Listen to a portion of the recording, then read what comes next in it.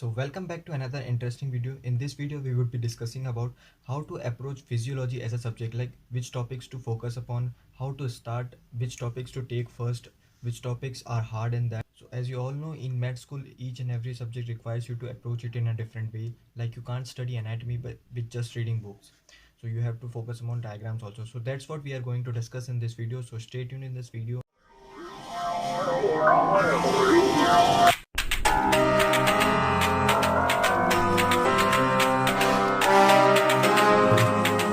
It's time to quit while we're ahead. Don't think like that.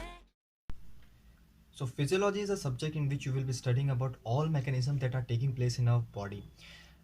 So let's just take an example. You have studied on stimulation, a certain kind of receptor does a certain kind of function.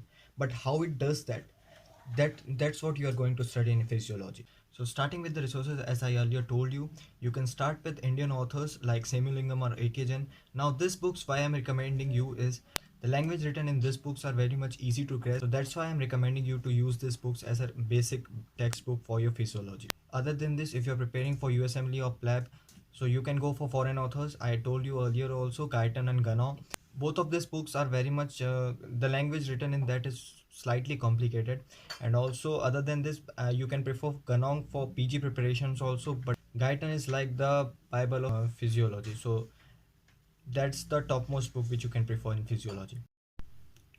Apart from this, if you are a visual learner, now the whole and soul resource which I would recommend to you is Dr. Najib lectures. Go for it because it's very much important for building concepts. Starting with the topics which are very much important in physiology and which topics to start. Let's just discuss about that. Now these are the topics which you would be studying in physiology. Starting from the general physio, after that blood and body fluids, muscle physiology, digestive, renal, endocrine, reproductive, cardio, respiratory, nervous and special senses. General physiology, and this is the first topic which you have to take upon. So in general physiology you would be encountering topics like body fluid compartment. So in this we would be discussing about how's the fluid distribution in our body.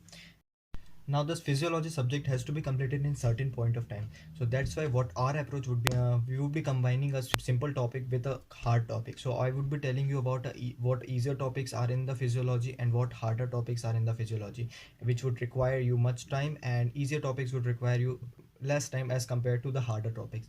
So what we will be doing is taking a hard topic, and whenever we get bored of it, then switch to the easier topic, which would be very much interesting for us. What are the easier and harder topics?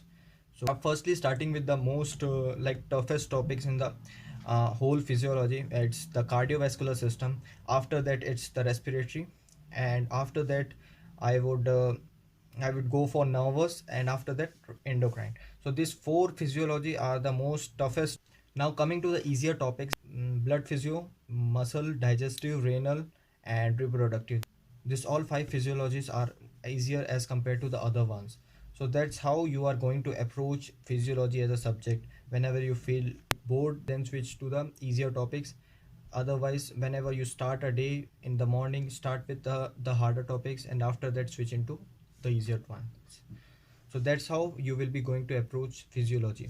Now physiology as a subject is very much helpful, and you must require to build concepts in that, because physiology would be very much useful in the upcoming subjects of patho and pharma. And I would suggest, if you have time, or if for the students in abroad, I would suggest please do physiology from Dr. Najib, because Dr. Najib is the best for concept building. So that's all for this video. If you have any doubts, comment down below, and do join our Insta family, because in Instagram I am sharing whatever I am studying. So don't forget to follow us there also. So see you in the next video. Till then, goodbye, and keep waiting for the new videos.